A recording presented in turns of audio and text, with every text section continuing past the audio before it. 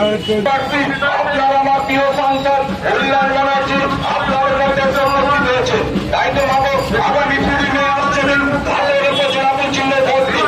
তাই তো বলি আর আপনি কংগ্রেসকে ভোট সামনে আসছে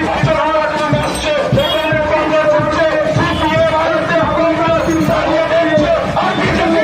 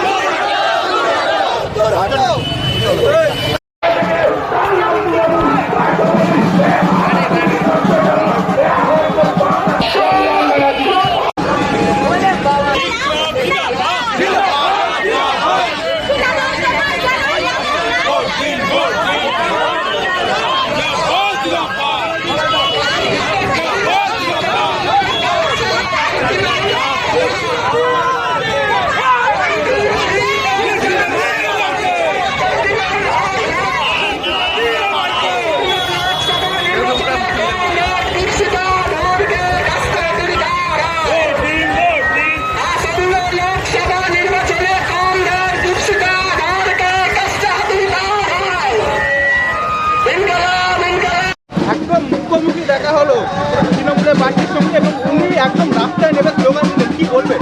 আমি তো ওদেরকে খুঁজছিলাম, আমি দেখতে পেলাম না। মোটামুটি মিস্টার ইন্ডিয়ার ঘড়িটা উনি এখনো পড়ে আছে, আমি এখনো ওনাকে দেখতে পাইনি। উনি তো রাস্তায় নেমেছেন, কদিন পর আরো রাস্তায় ওনাকে নামতে হবে। 4 তারিখ পর উনি তো আর এমপি থাকবেন না, তখন রাস্তায় নামতে হবে।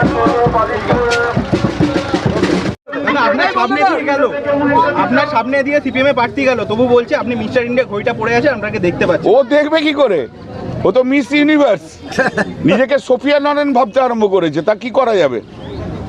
দেখবে কি করে? সবাই তো দেখতে পাচ্ছে, ও তো মিস ইউনিভার্স। ও ব্যক্তিগত এরকমভাবে চালিয়েই যাবে, আর আমাকেও বলে যেতে হবে। 9 বছর ধরে জেএনইউতে পড়াশোনা করছে, থিসিস সাবমিট করতে পারছে না। কত বড় পণ্ডিত বলো, কি আছে? হেরে ভূত হয়ে চলে যাবে, আবার চলে যাবে, কোনো আন্দোলনের সঙ্গে জড়িত নয়।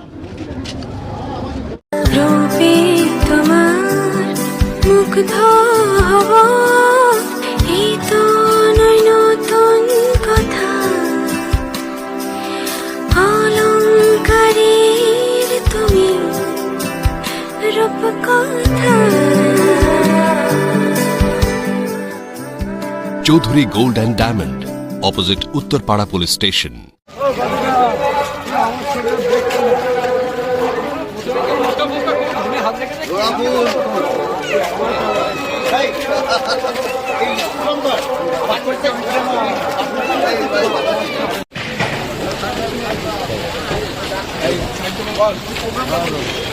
আপনার আজকে তো চায়ের আছে, এলাকায় ঘোরা যাবে। আমি তো গাড়ি আছে, আমি এলাকা করে নিচ্ছি। পারমিশন তো করা আছে, পারমিশন করা যেত, মাইকের পারমিশন। আমার মাইকে তো হ্যাঁ, তাহলে ঠিক আছে। সিপিএমের একটা মিটিং ঢুকেছে, মানে জোনা 15 কে নিয়ে বসে না চাপ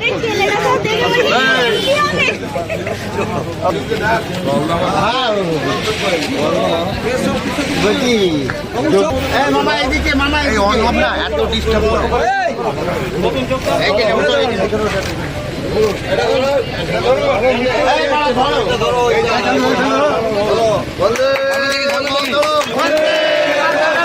তৃণমূল কংগ্রেস জিন্দাবাদ, তৃণমূল কংগ্রেস জিন্দাবাদ, মোদী জিন্দাবাদ, মোদী জিন্দাবাদ,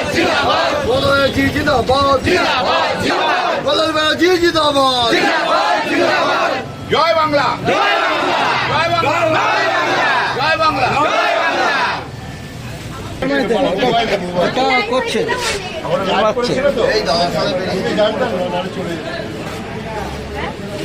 ওইটা ভালো হয়েছে, বড় সন্দেশখালী ব্যাপারটা পুরো আপনার আমার প্রিয় সাংসদ কল্যাণ ব্যানার্জি আপনাদের মধ্যে জন্মগ্রহণ করেছে। তাই তো ভাবো আগামী দিনে আসছেন ভারতের উপর জেলাপুর চিহ্ন ভোট দিন। তাই তো বলি কংগ্রেসকে ভোট সামনে